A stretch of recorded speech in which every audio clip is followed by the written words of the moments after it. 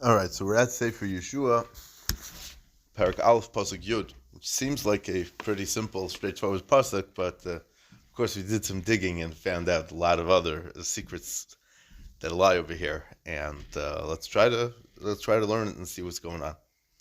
Pasuk says, "Vayitzav Yeshua es שוטרי לאמר." Yeshua commanded the shotrim of the nation, saying, so a few ha'aras. First of all, and then the pasuk Yud Aleph is Ivru b'kar pamachna. Go around through the machna v'tzavu asam, and command the lamer, saying, "Hachinu lechem tzeda," prepare food before you go into Eretz Yisrael, which we'll talk about in the next year, Mitzvah Shem. So okay. So the question is, what's the lamer? In this pasuk, what's the lamer? In the next pasuk, we'll get to that. We'll get to that in a little bit. So what are shotrim? So that we know about, because we have a pasuk in Chumash that says, "Shoftim v'shotrim titan l'cha v'chal sh'arecha."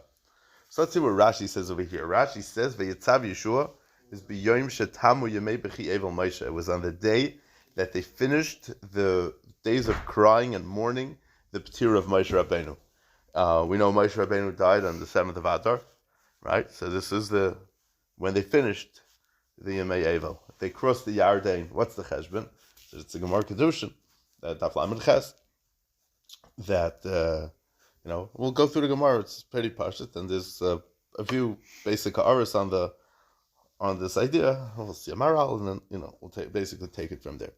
So the Gemara Kedushin on Daf Lamed Ches says, Tanya Idach, we learned in the Brisa, B'Shiva Ba'adar Meis Moshe. On the 7th of Adar, Moshe was nifter. B'Shiva Ba'adar Noilat, and he was born on the 7th of Adar. So the question obviously is why he's saying that he died before he was born. That's very important.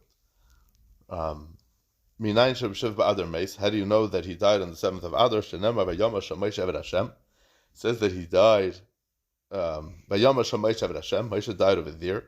Stam, there's ha'ar on the pasuk goes Vayom Hashem. What's over there? It was something. Whenever something's distant, Shamayim is lashon of Sham, Rabbim.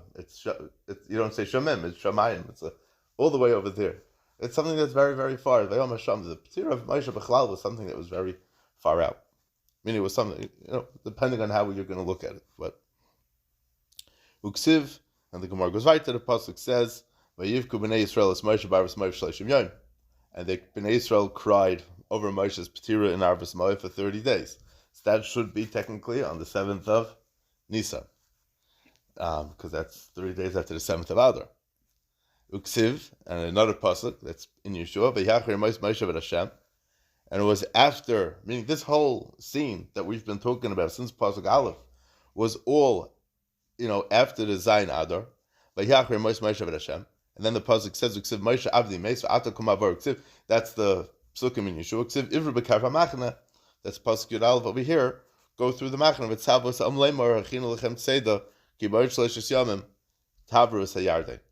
And the Gemara goes right to bring this pasuk and the next pasuk that says you should command the people to take food with them, because in 3 days they're going to go over the Yarden, right?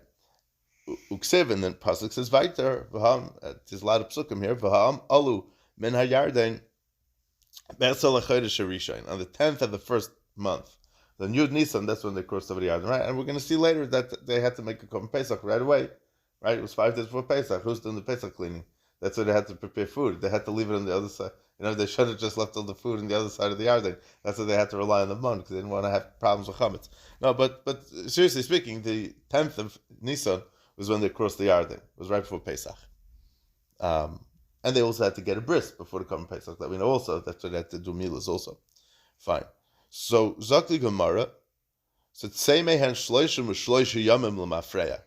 So if they cross the Yarden on the 10th of Nisan, 33 days before that has to be the P'tir of Moshe Rabbeinu. And the cheshbon is what the Gemara just explained. Meaning, the cheshbon goes backwards. Meaning, the Torah doesn't say that Moshe died on the 7th of Adar. We know that Moshe died on the 7th of Adar because they crossed the Yarden 33 days after the P'tir of Moshe Rabbeinu. So the crossing of the Yarden happened on Yud Nisan. We have to say, that's what the Gemara is saying, we have to say that that Moshe died on the 7th of Nisan, the 7th of Adar. Fine. And so we see from here that Moshe died on the 7th of Adar. Fine. That's about Moshe's P'tira. I don't want to use the word death because we're not going to the Gemara says that he didn't die. So, it's hard to say that somebody died if they didn't die or if they, whatever. It's complicated. But Moshe lives on, as we'll talk about in a little bit. And the Gemara continues, and the Gemara says, "Minayin shebeshiva ba'adar noilad Moshe." How do you know that Moshe was born on the 7th of Adar? Shenemar v'yomer aleim ben mea ve'esrim shana noichi hayoim liuchel oidlatzis v'lavoi. Moshe is talking to them right before he was nifter. He says that I'm 120 years old to the day. Anoichi hayoim. Today. To this day. She'ein Talmud le'mer hayoim. The pasuk didn't have to say hayoim, meaning Moshe didn't have to say hayoim. Ma Talmud le'mer hayoim. So what's the pshat that he had to say hayoim? Melamed shakadosh baruch hu yoshev u'mamalesh naisem shal tzadikim meyom liyom u'meichodesh l'chodesh shenemar es mispei yomecha amalei. Comes to teach us that HaKadosh Baruch Hu is yoshev u'mamalei. HaKadosh Baruch Hu gives a specific shleimus in the days and in the months of tzadikim. Shenemar es mispei yomecha amalei. It's also a pasuk chumash. Stam ha'ara. Now, what does it mean that HaKadosh Baruch Hu is yoshev u'mamalei? So I come out today. So what's yoshev u'mamalei? So we always have different lashonos. HaKadosh Baruch Hu is yoshev this and yoshev that. Yoshev Tehillas Yisrael. Okay, Malcolm Yun. We'll leave it at that. Now, what's interesting is that this Chazal appears. It's a very famous Gemara. It appears in a bunch of places. This part that HaKadosh Baruch Hu is mamalish ne'seim shel tzadikim, but in the Tosefta and Soita in Perkei Aleph, Tosefta and Soita, by the way, is a huge makom. There's tons of divrei Agoda. It's like 15 to 16 prakim long, and there's many very geshmak divrei Agoda there. It's because I don't know. Maybe we should give shir in Tosefta too. We'll get there one day, Mr. Shem. I don't know if we'll ever finish Navi, but it's kedai to know that Tosefta Soita and Perkei Aleph is talking about this idea of Moshe Rabbeinu. And I'll read it quickly because we basically saw the whole thing of the Gemara. There's one or two things different. Minayin shebeshiva ba'adar noilad Moshe. Shenemar v'yomer aleim b'mei v'esrim shana noichi hayom. Shein tam leim hayom. Ma tam leim lam shayim malu shnoisav. Okay. Malu shnoisav. Not more than that. Davar acher. Ma tamud leim hayom. What's the pasuk coming to tell me? Hayom elamed shehem meya ve'esrim shana mechuvanos miyam liyam. 120 years exactly to the day. Okay. Third pshat. Davar acher. Ma tamud leim hayom. Melamed shakadosh baruch hu mashlim shnoisen shal tzadikim b'ratzain u'besimcha shenemar as mispar yomecha amalei. That HaKadosh Baruch Hu is mashlim. HaKadosh Baruch Hu completes the years of tzadikim with ratzon and happiness and rejoicing. Shenemar as mispar yomecha amalei, and then goes weiter minayin shebeshiva ba'adar meis, and brings the psukim in Yeshua to be masader to how you know that he died. So the Tosefta has it that he was born and then he died. The Gemara has it that he died and then he was born. Right, because that's really the oimik of what we're going to get to in a little bit. And also we're going to get to this idea of what it means that HaKadosh Baruch Hu is mashlim shnoisen shel tzadikim, which is the same idea, I guess, as the lashon Gemara memalish ne'seim shel tzadikim miyom liyom. But the Tosefta sticks in these two words of beratzon u'besimcha. Okay. Obviously, the ha'ara is that the Gemara starts off the limud that Moshe died, that Moshe was born after the Gemara talks about that Moshe died. So what's the pshat on this business? So we know from the Gemara Megillah that Haman got very excited. He says, Hipil purhu agoyrol, that, how about before this, let's just say, another quick ha'ara, that, it's a shaila in the Gemara about shloshim, if you need shloshim shleimos or not, meaning when a person's first is shiva and then there's shloshim, right? So this is when b'yom shetami maybe chevel Moshe sounds like it's on the day of the shloshim. I mean, it sounds like they didn't wait for the whole day. So it's like a big shaila. Everyone's busy with what exactly cheshbon was. They should have waited till the end of the day. They should have waited the whole day. If you're a person who likes calendars and cheshbonis, it's a lot of fun over here. There's a lot to see over here. There's a lot to talk, but even though the halacha is technically the mixas hayom kekula, even by some hilchos havelos, but l'chayra the days of the shloshim finished on Vav Nisan, and not. And Rashi says that it was that Adar of that year was a chaser, but al kol panim, the days of the shloshim really should have been the 6th day and not on the 7th day. So that's going to go according to the Gemara that says that by shloshim you don't say mixas hayom kekula. When do you say mixas hayom kekula? When don't you say? So it's a shaila in my cotton, daf tezayin. There's, I believe there's Taisus over there also that discusses it. But we're going to answer that question in a little bit also. Fine. Back to the Gemara Megillah, the pasuk says in the Megillah that Hipil Purhu Agoyrel, that that Haman got very excited, that he said that, what did Haman say? Haman said, Kevan Shanafal Pur B'Chodesh Adar Sameach Simcha Gedola.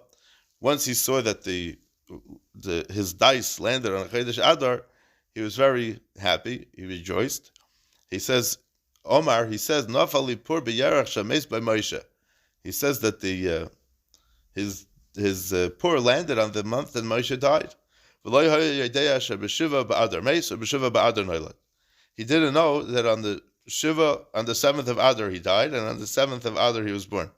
Again, there's two hours over here. Again, this Gemara also says that Haman didn't know that Moshe died, and he didn't know that he was born. Again, they died before he was born. And also, why does he say? Well, why does the Gemara repeat it that he knows that he died on the 7th day because that's why he was happy. A good for why he was happy because he knows that he died. Oh, so they had bad mazel, so it's a good time to chaperayim, to beat up the Jews. So why does the Gemara repeat that? The Rav Yonasan Eibeshitz, the Tzlach, and just about everybody, I believe the Menais Halevi, everybody asks this question. But we'll see the Maral, and we'll answer this question as well. So the Maral in our Chodor says that basically, without going through all this whole shtickle over here, what the Maral is saying, it's a pretty long piece, but basically the concept is that Klal Yisrael doesn't operate the way the rest of the world operates, and Haman didn't recognize that. That's what Haman missed the boat. Haman missed the boat by thinking that when somebody dies, it's game over, right? And it's always going to be bad mazel, revolving death, right? We always say, Goyim celebrate death, Yidden celebrate life, right? Even after a person dies, in Yiddishkeit, we celebrate the life that the person lived as opposed to we don't celebrate death. We mourn. And there are halachas of how to do it dafka, not to mourn too much, and with gevissa shiurim, and how to do it properly. But Haman thought that being that Moshe was Rabban Shal Yisrael, that he died, and Moshe took care of all of Klal Yisrael, and he represents all of Klal Yisrael. So when Moshe dies, so the whole Klal Yisrael has a major downfall. Memela, I can kill out the Jews. It'd be such a gewaldige time, and Adar also. If Nisan is the Chodesh Rishon, so Adar is the 12th month, right?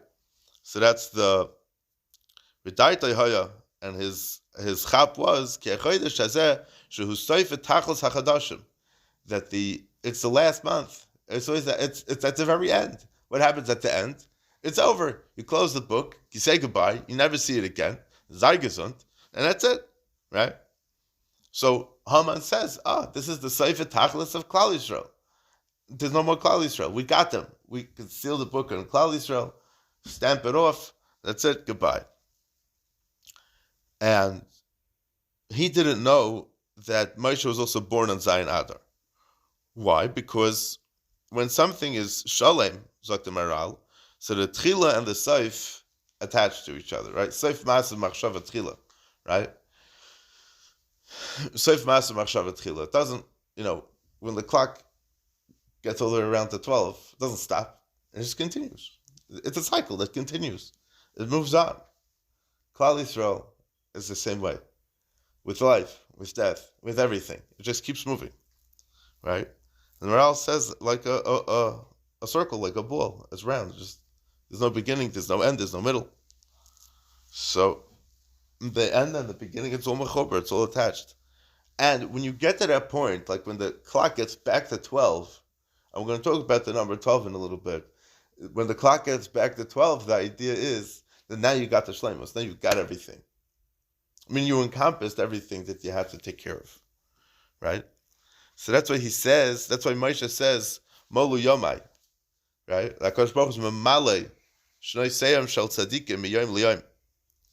And he was, how old? He was 120. What's 120? It's really 12, you have the 0, right? Take out the 0, you have 12, right? And how much is Moshe? Mem is 40, take away the 0, that's 4, right? 3 is, the shin is 300, take away the 100, so it's 3. So it's 4 and 3 is 7. And Hey is 5, that's 12. The Mispar Katan of Moshe is 12, and he's 120, so that's also 12. And he takes care of Klal Yisrael, that's, 12 Shvatim, 12 months. It's all good. Haman missed the boat, right? Let's see what the Maral says weiter. The Goyim look at the Soif of things like it's the end, like it's finished, like it's done. What's the difference between finished and complete? You know this word, right? If you have a bad wife, then you're finished. If you have a good wife, then you're complete. It's different. It's a whole different musik, a whole different idea, right? But by them, when something's finished, you throw it out. It's a chesaron. It's gone. It's over. You don't need it anymore. But Klal Yisrael fakert. When you finished, that means you came full circle. You come around. Now you have the starkheit of a whole year's worth of avodah that you're taking with you at the end of these 12 months. Others, the end. But other, that means when we pack everything together, when we recount everything that we did a whole year. Or Elul, depends which way you want to go. Remeir and not Remeir, Les Yeshua, it's Machlekes, but I'll go upon him. And okay. Maral says that don't ask why we don't see this by other tzaddikim. Because you already said that Moshe was the tzura, he represented all of Klal Yisrael. It's the perfect fine. And he lived the perfect. What the Maral is saying really is that he lived a perfect life. Every minute of those 120 years was Isaac Cheshbon Tachlis Arasoif. And Memela, because it was so perfect, when it comes around, meaning when it's over, when in the physical sense it's over, in a certain life, and that's really when it's starting again. There's a certain madrega, and it could be we mentioned this a while back. There's certain madregas that a Talmud can only be masik from a Rebbe only when the Rebbe is no longer there, because when the Rebbe's there, so he has to deal with whatever it is. But when the Rebbe's not there, then there's a lot more that then the Talmud has to be much more focused on absorbing everything that he learned until that point, because he won't be getting any more from it. And you have to let it sit and simmer within you to be able to be kind of the Torah of the Rebbe. And V'yira Laimar ki b'shvil kach haya chaya Moshe kuf chav shana ki mispar kuf chav v'mispar katan is used base v'akadur shehu shalom nechlak liud base. You divide a circle, you divide it into 12, right? I think he means, first you divide it into 4, and then then a little bit more, and then he says the yud base mazal is berkiyah shamayim v'akadur hu shalom legamri mischaber ha'seif la'aschala Laimar she'en kan seif. There's no end. And that's the shlemus of Yamav. But he says, Im hayam misasa b'chodesh acher, lehayam misasa rak heder v'lo shlemus klal. But if he would have died at a different time, then he wouldn't have this. Why? And meaning then Haman would, in a certain way, Haman would be able to pull it off. Meaning because it's only because Moshe Rabbeinu was zecher to be masig the tachlis hashlemus is goof of what Haman was trying to celebrate, which Haman didn't realize was bringing about his own etzem downfall. Because if Moshe Rabbeinu would have died sometime in Kislev, or like the Yalkut Shemaini brings that he was Nifta Zayin Shvat, they go figure that one out, right? I didn't want to mention earlier because it's going to throw everything we know off, right? They know anybody that fasts Zayin Shvat because Moshe Rabbeinu is Yartzeit as opposed to Zayin Adar? I don't know. Maybe they do. I don't know. Maybe on the Zayin Shvat guys know where Moshe Rabbeinu's kever is. I don't know, but I'll go upon him. The concept of Moshe Rabbeinu dying isn't that he's dead. The concept of Moshe Rabbeinu dying is that he got to the Spitz Shleimus, and he was marshaling everything that he needed 100% for those 120, with the fullness of those 120 years. Another month wouldn't have done that, because Adar is the sum total of all the 12 months of the year, which is going to go together with the fact that the 120 years of Moshe Rabbeinu is the sum total of Moshe Rabbeinu. So you have the sum total of the months of the year, and you have the sum total of Moshe Rabbeinu. So Avada, they have to go together. As they say to Maral, that's the boat that Haman missed. Amnam Taos Haman Haya. The mistake of Haman was ki lo yoda ki asoif hazehu ha'ashlama. The soif is the hashlama. Kasher mechuber hasoif lahaschala. When you attach the end to the beginning. V'adavar shu shalem hu shavel Hashem yisbarach. When something is shalem, it goes back to Hashem. U'kamei shehaschala hayom in Hashem yisbarach. In the same way that Hashem created the beginning. Ki b'chodesh Nisan shu haschala shel Yisrael Yitzim Hashem yisbarach miMitzrayim. That everything started in Chodesh Nisan. Hashem took them out of Mitzrayim. Imken haschala min Hashem yisbarach. The haschala is from Hashem. Kach soifem el Hashem yisbarach. So to the end is going to be that it's going to go back to Hashem. Right? The end of them is going to be in Chodesh, meaning the end, not ending, but the Shleimus is going to be reached in Chodesh Adar, Sefer Chadashim, Mechuber l'Chodesh Nisan. And this is the idea of what Moshe is all about. Even though Be'etzem Moshe's Petira was in Chodesh Adar, Sefer Chadashim, Mikamakim came in Shenoilot by Hayu Yamav B'Hashlama, Ve'en Kan Seif. That's the nitzrius of Klal Yisrael, and that's why the Gemara says It's not pshat because he didn't know that Moshe was born in Adar. It's not about Moshe being born. It's about the shleimus of Moshe Rabbeinu living his entire life of 120 years. Yeah. So it's like some Rav Weiter, a very geschmack. Now we have this Yisrael Klor. The Maral says a very geschmack azach. Says we know the Chazal say that if all the Mayadim are going to become bottled, Purim is not going to become bottled. Why? Because all the Mayadim are Zeichel Yitzias Mitzrayim. Yitzias Mitzrayim pshat is that's the haschala of Klal Yisrael. Meaning Klal Yisrael exists. Klal Yisrael came into existence through Yitzias Mitzrayim. But this, even though the haschal is from Hashem Yisbarach, like he says, because anything that's a nivra has a bittul mitzad atzmai, whatever that means, that the Maral speaks about a lot. Meaning,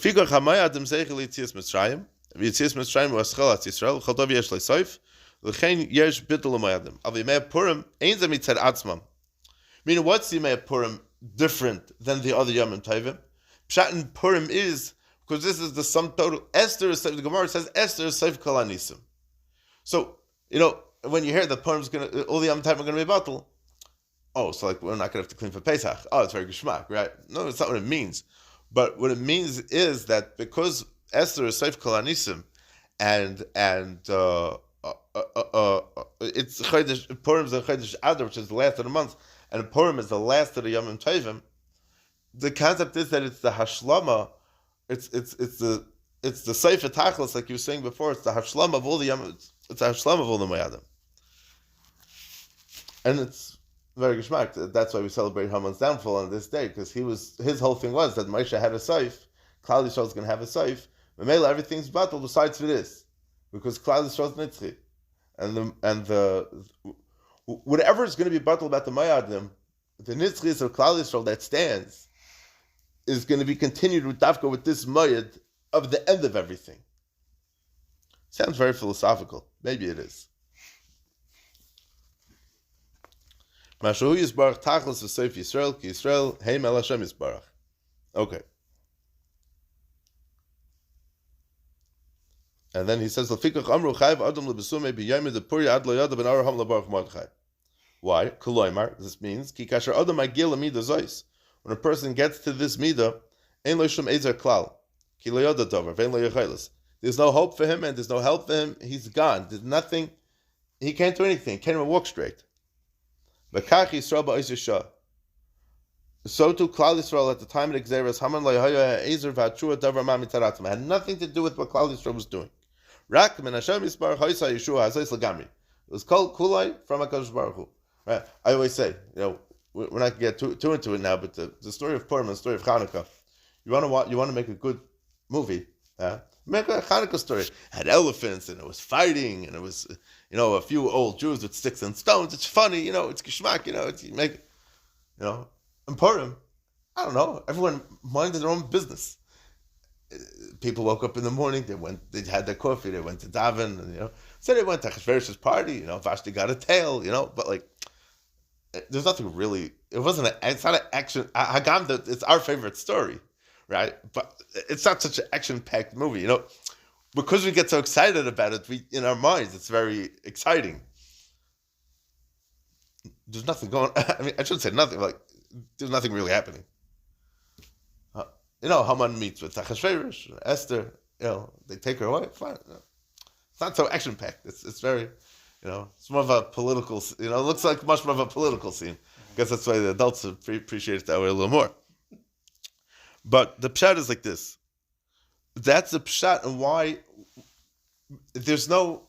If everything is called kulei because we takas stood no chance, right? And it's only because HaKadosh Baruch Hu saves us, right? When a person is at the point of inebriation where he can't help himself, he doesn't know anything. That's where Klal Yisrael was holding also.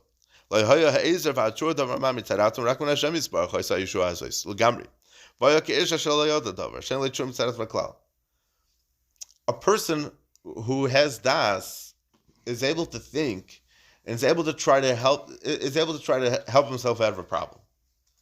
They were so stuck they couldn't even figure out a way to get out of it. Mela is up there that's a shot why we drink until we're mamish, knocked out like that. Okay, fine. That's the moral and the long and short of it.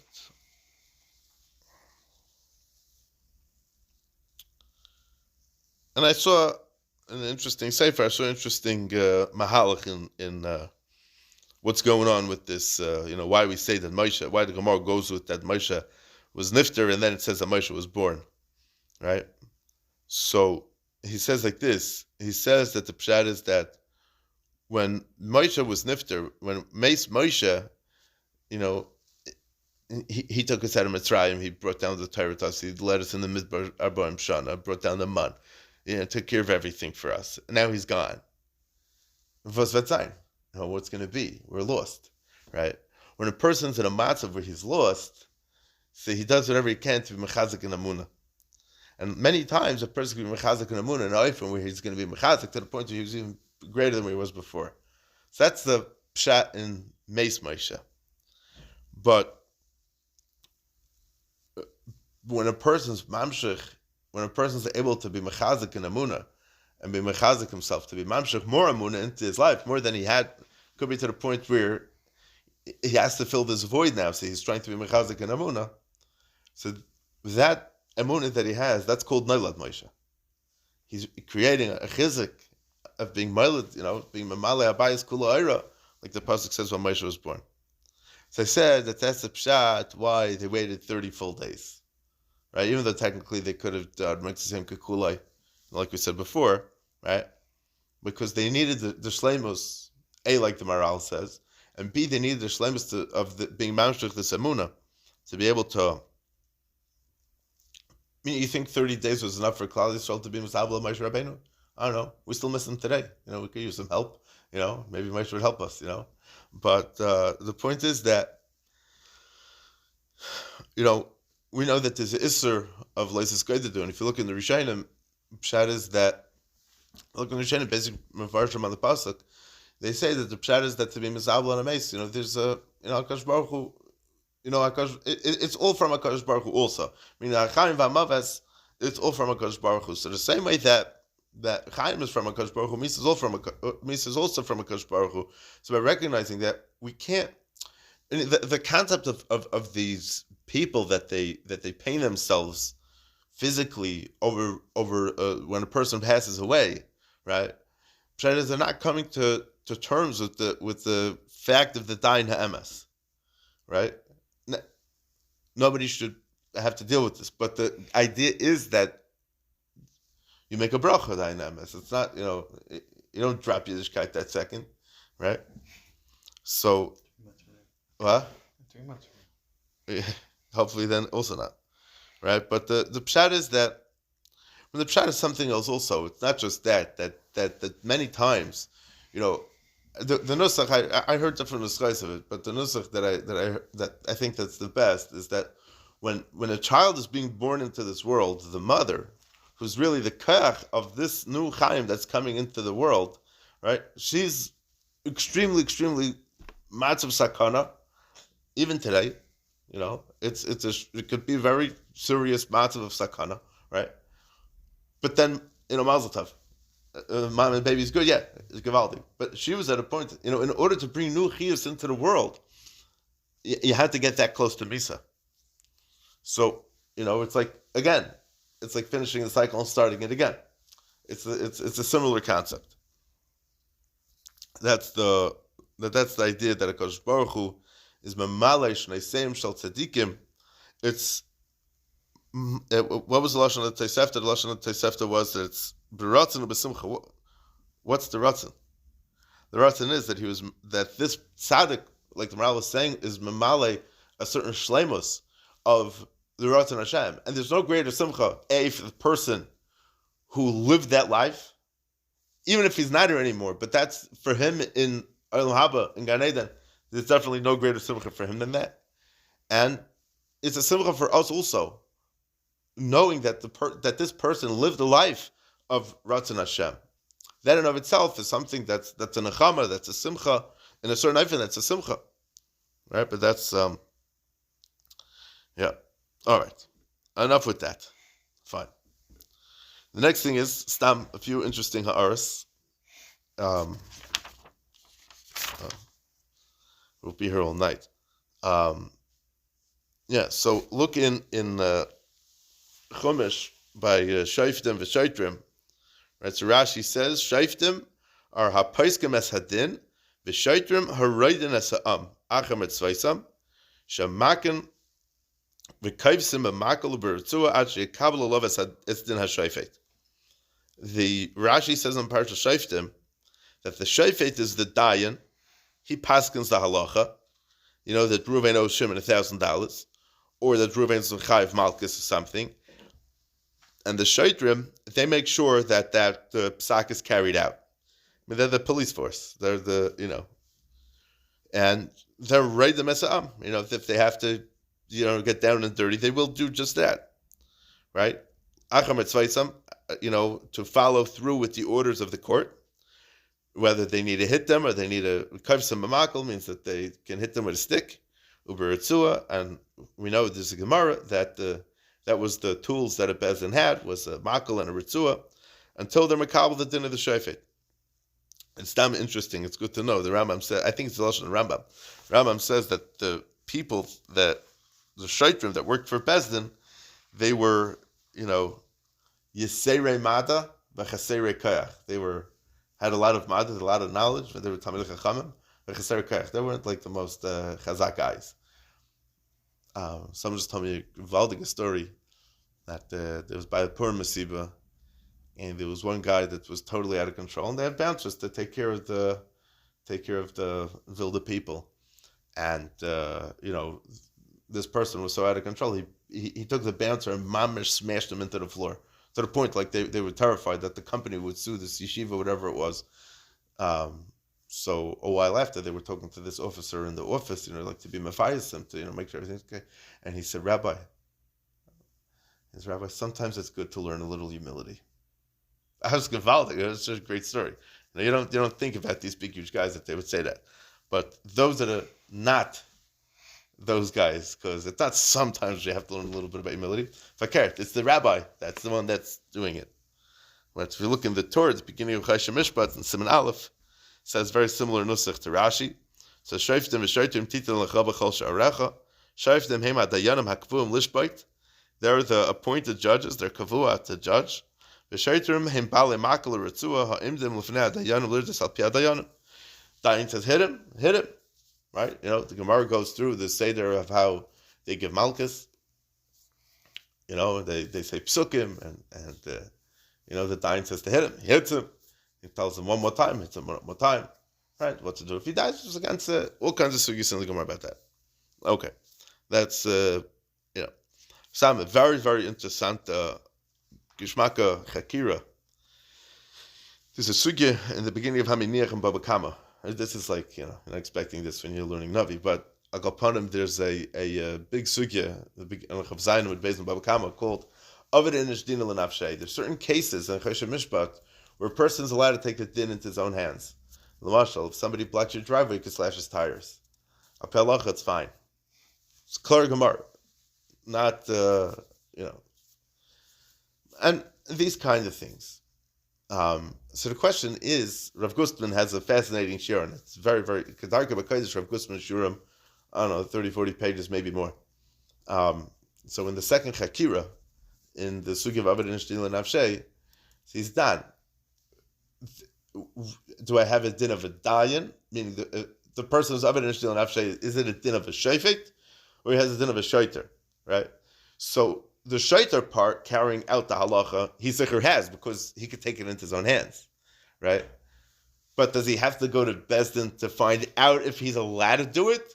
Or Pshat is he also has a din of shayfet? And he has stark tzadim either way. But it's very geschmack to know that you may also have a din of a shayfet. You don't have.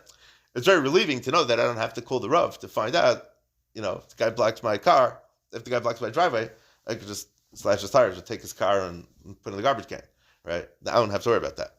But that's Ayin Sham Contrice Shurim in Baba Kama where he talks about that. Okay. Another interesting idea that's kedai to know, back to the Maral. The Maral says that Shoiter, I thought this was fascinating when I saw this. I saw this when Parsha Sheftim. The Maral says that Shoiter is Melashon Shtar. What's a shtar? Everybody knows. A shtar is a document, but it's not just a document. Whatever it says in the shtar is commission echgreitus and bevestin. It's as if it's already carried out. Meaning these guys are so trustworthy to Besdin that their whole mitzvah is that they're such gewaltig shluchei Besdin. If the Besdin says, they do. It's not even a question. They act on it right away. And he brings psukim to back this up. And he says that, what does he say? He says, shtar hu lashon kayach, ke my shayftim v'shaytim titan lecha. He brings psukim for this, hu lashon kayach. And he says that the pshat in kedushay shtar says an interesting thing. He says an interesting thing. Ki ish shemischaber leisha kasher moishel ala isha. The ish is moishel ala isha, and that's the chibur of the ish ala isha. V'zehu kedushay shtar, because he is a shaiter. Hu lashon shaiter u'memshala, that he rules in the house. Liyais kalish sarev b'veisai. Doesn't say lashon shaiter over there, but al koponim. So. And it's also that Ramesha Shapiro brings he wrote a Haskama to a Sefer Binyan Hashtar. He brings the Maral, and he explains a little bit, and he says that the Indian of a shtar is the Kiyum HaMishpat. Meaning, he says, he goes so far to explain the Maral that whatever it says in the shtar is a done deal to the point that it's in the past. It's already in the Ovar. Right? Shekvar Nasa V'Ovar. Right? And somebody who's Maxlik a shtar, he's being Maxlik something that happened already. He's being Machzik b'din muchra, who be they shaiter. It's as if the whole din is already carried out. So for us in Sefer Yeshua, what's the practical taich and definition of this idea? So we're going to see more about it. That the concept was that these people were the Mesadrim. There was a big operation that's happening in the next little bit because you're having 3 million people or so going from Arvis Mayav into Eretz Yisrael. So you have to make sure that it goes smooth, At the end of the Siyam Hashas or whatever it is, we would like to thank all our, obviously the sponsors, but we also like to thank all the, all the people that made it possible, and the Chaverim, and the Shemrim, and the Hatzalah guys. So the Shaitrim over here are the people that are just making sure that the operation runs smoothly, in a certain sense. But they were very, very trustworthy and very reliable. And that's what I'll P the Maral, what the Maral is trying to say, that's what's going on over there. And if a person does an Aveira, right? You can say, hey, 1 second, he misbehaved, he stepped out of line. It's pasnish to hit another yid, right? No, you're not allowed to. It's Isser to hit another yid, right?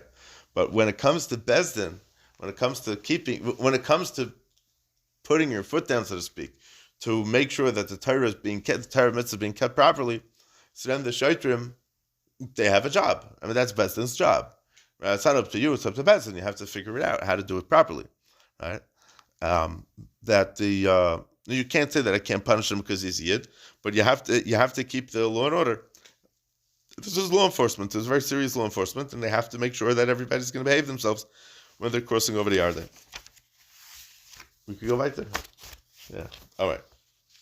So that's that. I like the Maral a lot. I thought it was very geschmacka thing to stelzu. The Maral, it's graded in our Chodesh. It's in the Sefer on Purim also. And both Marals were there. So what's Vaitzav Yehושע as שוטרי ha'am לאמר? What's he telling them? So the Parsha says he's telling them, Ivru b'karv ha'machana, go through the machana, v'tzavu esa'am lemar, and command the people to say like this. Lemar means I tell you to say it over to them. So he's telling them to say over Ivru b'karv ha'machana. The Pashtus is, you would assume that there were a higher level, higher brass, so to speak, shaitrim, like Parshas Yisrael. There was a whole hierarchy of who's who, right? And the higher ups tell the lower downs, what you're supposed to do, right? Yeah.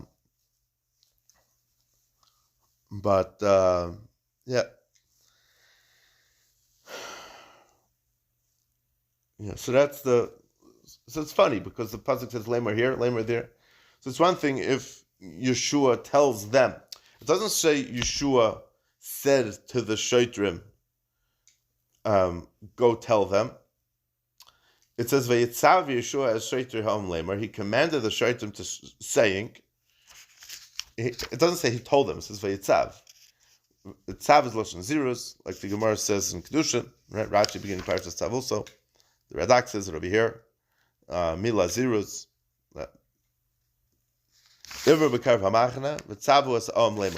Why is Yeshua telling the shaitim and not the right? Why is Yeshua is the leader? Talk to the people. Why are you talking to the police officers? We never like those guys. You got to be there for the people, not for the police. Right? So what's going on? So you'll say, Parsha says just to keep things in order, and that's taka, that's taka how you would think.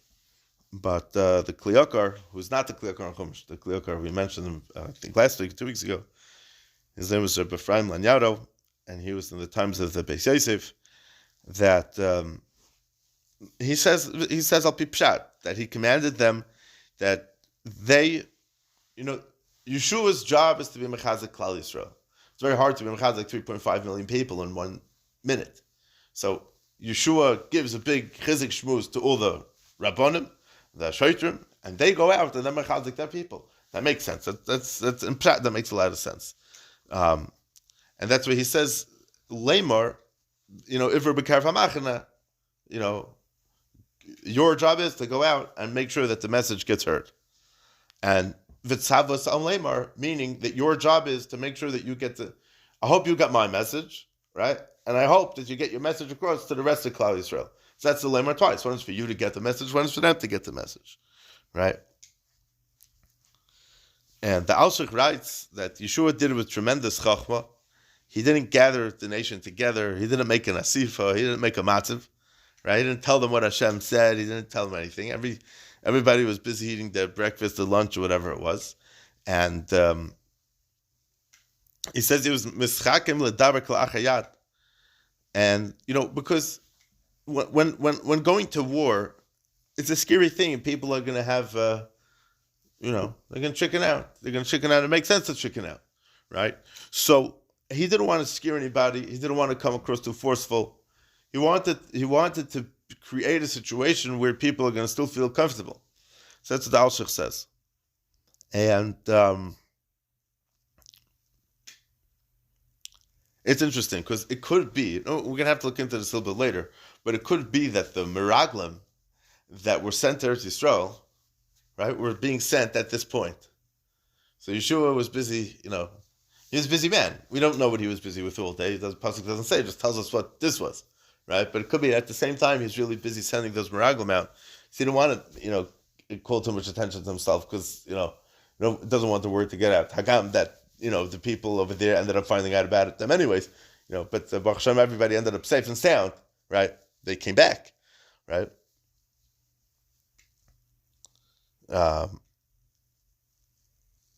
So the Yeshua sounds like was just talking, like his regular chavrusa shafter, his regular daily share, whatever it was, and then the word just got out.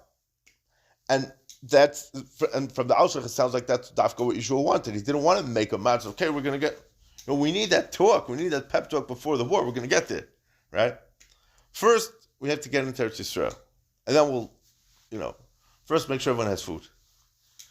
Everyone has food. they're going to be, if you don't eat, there's nobody home. First, make sure everybody has food. Everyone has food, everyone's going to be comfortable, everyone's going to be Yehushiv.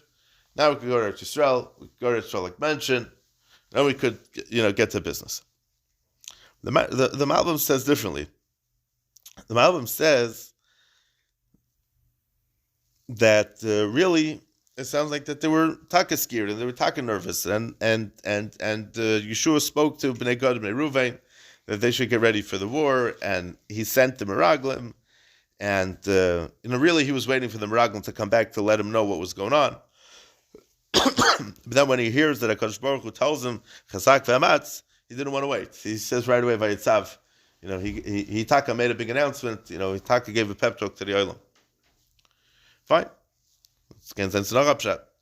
But the Bnei Sascha and Derech Secha says that he also asks what's the pshat in Lamar. L'chayr doesn't make any sense. Because he's not telling anybody to say anything to anybody else. So he says L'fi Pshutai. He told the higher Shaitrim to speak to the lower ones, Ivra B'Karv HaMachna. But he says that the tzivui that Yeshua got from HaKadosh Baruch Hu was Chazak V'Amatz. He needs to do his ishtadlus of Chazak V'Amatz. And once he does that, once he has Chazak V'Amatz, then that's going to be Me'orer for HaKadosh Baruch Hu. He says this in the previous pasuk also, Barichos, but we didn't see it last week. But he goes through a big Arichos of it. He's saying how what's going to get this Milchama going is by Yeshua being Mechazik and being Ma'amitz in what HaKadosh Baruch Hu told him. Now, you need to have Klei Zayin. You need to at least prav like you're doing some kind of Milchama, because just to go there, waving Gemaras at them, it's not going to scare them, right? We're going for Milchama. It's for real. We're going to fight a real war. The real war is a ruchnistic battle. We're fighting against the Kayach Zatoma, the 7 nations that live in Eretz Yisrael. But what happened was Yeshua was a little bit nervous that if he pumps them up too much, maybe, and then then they're going to get scared. It's not going to be Gishmak HaMatzav. It's going to be bad. So Avada told them that you have to get ready, Klei Milchama and food and everything, as if they were going to fight a regular physical war. And he had to be mechazik them in a way that they shouldn't get chicken out, so to speak. Al kain vayitzav Yeshua sashoitrim Lamar. So even though you need to do everything with Rizus, he said Lamar. It's a very interesting thing. He says Lamar means to speak calmly, right? Which goes very good together with what the Alshach says. Because the Alshach says he didn't want to make a matzav.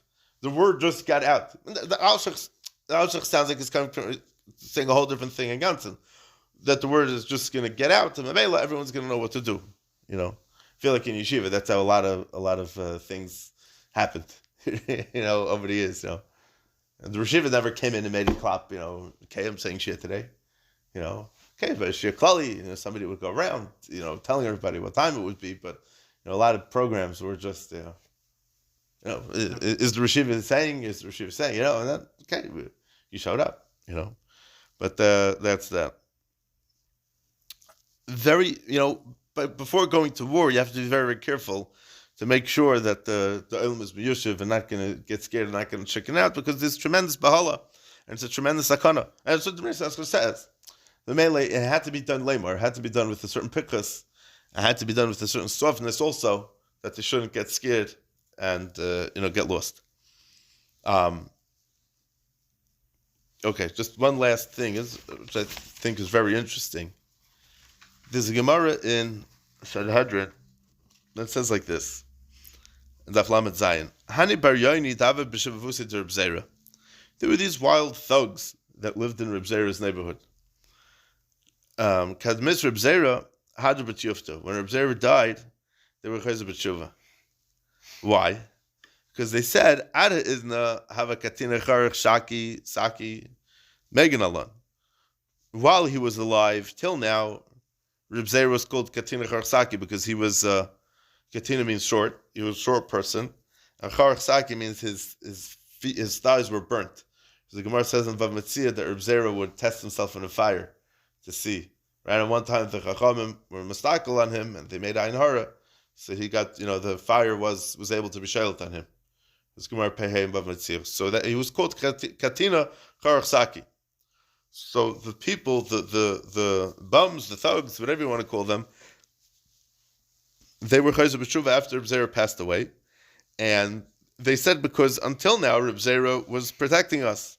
But now Reb Zera is gone, Hashda, Reb Zera is not around anymore. Miyogen alon, who's going to protect us? I mean, these thugs were good people. In some way, they had a good. Their mind was in a good place some of the time. So I just want to say for Siach Yitzchak by somebody Weiss, don't know who or when it's from, but he says Al Darach HaMusar, Moshe was nifta, Moshe Avdi Meis. Who's going to take care? Who's going to protect Klal Yisrael? And Mela, we have to be Chayzer B'Tshuva before we go into Eretz Yisrael, as Chazal say Taka on the next pasuk, as we're going to see in a little bit. That Hachinu Lechem Tzeda, and the Tan V'Eliyahu says a lot of Tzeda Ha'isa Tzricha. They were eating the man; they didn't need food. So what does it mean? Hachinu Lechem Tzeda. Tzeda means do tshuva. So he says that's a pshat. By the Ya'inim that did tshuva after Reb Zera died, there was nobody to be mechiach them to do tshuva, but they understood on their own that Reb Zera protected them. Now there's no more Reb Zera, so now we have to do tshuva. By Moshe Rabbeinu also, by the P'tir of Moshe Rabbeinu also, nobody told them that they have to do tshuva. It was something that was understood in Mela. There's no more Moshe Rabbeinu. Was vet zayin? What's going to be? Medav tshuva time, right? So that was the heritage that Klal Yisrael had at this time. Was we're going into Eretz Yisrael, whether we deserve it, whether we don't deserve it, whatever it might be. But there was an inherent understanding for Klal Yisrael as a whole, as a general whole. There was the entirety of Klal Yisrael understood this idea that without Moshe Rabbeinu, Klal Yisrael will only be able to get anywhere and stick together if they're going to do tshuva. So I wanted to tell you what the Alshich says, because the Alshich says that Yeshua didn't tell anybody to prepare the tzeda, to prepare the tshuva. Yeshua just told the שוטרי ha'am. I want to say a big kiddush over here, that what the understanding, this that Klal Yisrael understood to do tshuva, the same way these people by Reb Zera understood to do tshuva, was completely on their own. This, it doesn't say that Yeshua said anything to anybody. It just says Vayitzav. It's not a lashon of Amira. It's not a lashon of Dibur. It says Lemar. It's true, and we said our pshat in that. But Vayitzav, I want to say B'chidush, that the Shotrim understood on their own to what to tell Klal Yisrael. And it sort of goes good with what the Alshich says, because like it sort of happened. How does tshuva sort of happen? It's a good question. So when you have Azar Rebbe like Moshe Rabbeinu, so then when Yeshua gets a nevuah, Chazak v'amat, HaKadosh Baruch Hu is talking to him Chazak v'amat, and Yeshua is talking about Chazak v'amat, Klal Yisrael understands by themselves that they in the to do tshuva, because they said that they don't have a Moshe Rabbeinu that's going to protect them. And that's the pshat, like we said before, that B'Shiva Ba'adar Neilad Moshe, because they chapped that there was a chsar. And when you chap that there's a chsar, and that's when you have to be mechazik and amunah. When you're mechazik and amunah, that's when you bring in more amunah. You bring in more amunah. That's how we go into Eretz Yisrael. But how is it shayach? How is it shayach that like vus epis this? If what we're saying is true, this chiddush that Yeshua didn't really say anything to anybody. They just understood on their own this idea that the ivru b'karv hamachana and make sure everybody's doing tshuva. How could such a thing happen? How could such a thing happen? I mean, what was the catalyst for it? What was pushing it? So I think that there's a very interesting zach. The name of the Melech state. It's a little bit of Chassidish word, but this hour I think we could say Chassidish word. But the name of the Melech Parshas Vayigash says, we see that HaKadosh Baruch Hu tells Moshe Rabbeinu by Milchemes Amalek, K'soiv zoisi koren ba'sefer v'sim ba'oznei Yeshua. He says, write this in a sefer and place it in Oznei Yeshua. So he asks, if it's written in a sefer, what do you have to put in your ears? Anybody can read it. It's self-understood, right? So what's Yasam ba'oznei Yeshua? And Stam, what's the lashon of Oznei Yeshua? So he brings a pasuk by the Egel. After the Egel, it says, Vayomer en koil anois gevura, ve'en koil anois chalusha, koil anois anoich shemeh. He says, I don't hear the sound of gevura. I don't hear the sound of weakness. I hear a koil anois. I hear the sound of a response. Pashat, Yeshua could have understood. You walk into a room, you read the room, what's the vibes? It's good vibes, you stay. If it's bad vibes, you run home. So what's the question over here? He wasn't sure what he was hearing. He was hard of hearing. Zichanad. What's going on? Right? As I fracked in Melech. Yeah? So he says like this. Yeshua was very protective over his ears to make sure he didn't hear anything that was improper. And sometimes in the world there's a coil of gvura that needs to be, there's dinam, there's a midas hadin on the world that needs to be taken care of, right? And then there's a coil anos chalusha, and the Melech explains that this chalusha is meramis to tefillah. He says the Gemara says that mispalach averitzach sheyechla atzmai olav. That means a person that tefillah should bring, meaning that if a person has somebody that's sick, he has to daven to the point where he himself gets weak. Like the Gemara says, Vayechal Moshe, that Moshe made himself weak for Klal Yisrael when he was davening for Klal Yisrael. And that's what Yeshua was telling Moshe. He says, Kol ani shemeh b'machna. Ein za kol anos gevura. It's not a kol that we need to be mamzik the dinim. It's not a kol of anos chalusha that we need to daven, that we need to, but it's a kol anos. He says, I never heard such a sound in my life. I don't know what this is all about.